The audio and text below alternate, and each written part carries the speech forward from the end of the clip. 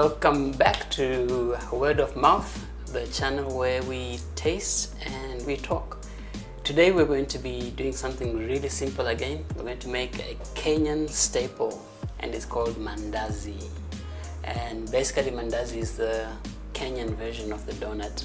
So here we are, and basically what you need flour, you need baking powder, you need sugar, and you need allspice, but this is not allspice, this is cinnamon. Fun fact, allspice is a spice that comes from a tree called the pimenta tree, and it brings together the flavors of cinnamon, cloves, nutmeg, and pepper.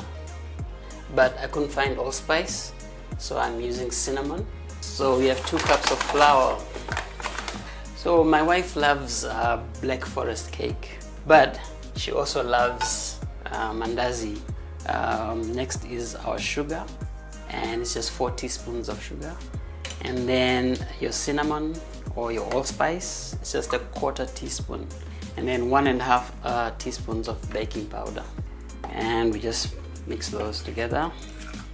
So I was saying my wife loves black forest cake.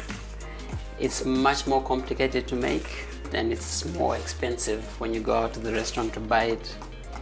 And sometimes in life we feel like everyone is having black forest and you're having Mandazi. So anyway, we have the dry ingredients. The next thing you want to do is get your butter, and we're only going to have 1 teaspoon of butter, and you basically rub it in so that it's evenly distributed in the mix. So here we go. So anyway, I was talking about black forest versus Mandazi. I think in life we are offered so many choices of different things, whether it's food, it's cars, phones, even clothes. And sometimes we feel like we just need to have the best, the latest, the greatest of everything all the time. And it causes us to be so stressed out, especially when we compare ourselves to other people. And once it's all mixed up, it's time for your wet ingredients to go in and beat it up.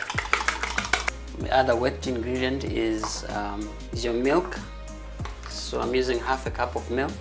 If you don't want it to be so rich, you can use a 1/4 cup of milk and a 1/4 cup of just ordinary water. Just mix it up until it forms a soft dough that you can work with your hands. Now you just use your hands to mix that up. So I was saying we get so stressed out because we want the latest and the greatest, and we compare ourselves with other people who seem to be eating black forest cake every day, and we're not. Don't get me wrong, we are allowed to eat our black forests in life, but what I would say is don't ever get too black foresty that you can't enjoy the simple things in life. There's my dough, so that's done mixing. Now I take a board, put some flour so that the dough doesn't stick onto the board, and then just knead it for a few minutes so that it's nice and soft and even. Yeah, so if you had a KitchenAid, you can afford something like that, you can just use that to knead your dough, and that will take much less time. But this is simple enough, so your dough is nice and smooth.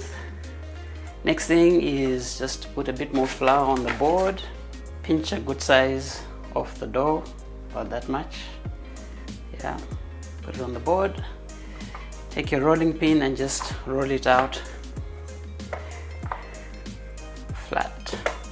The mandazis are usually made into triangles, I don't know why. So this is about how thin or thick it is. You cut it into the shape that you want, so we're going to do the triangles that we usually see.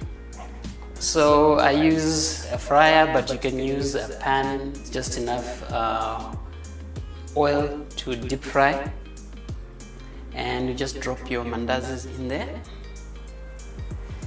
and they should puff up and float to the surface. And you do about 30 seconds to 45 seconds aside. And after 45 seconds, you flip them over. And you can serve your mandazis with a nice spot of tea.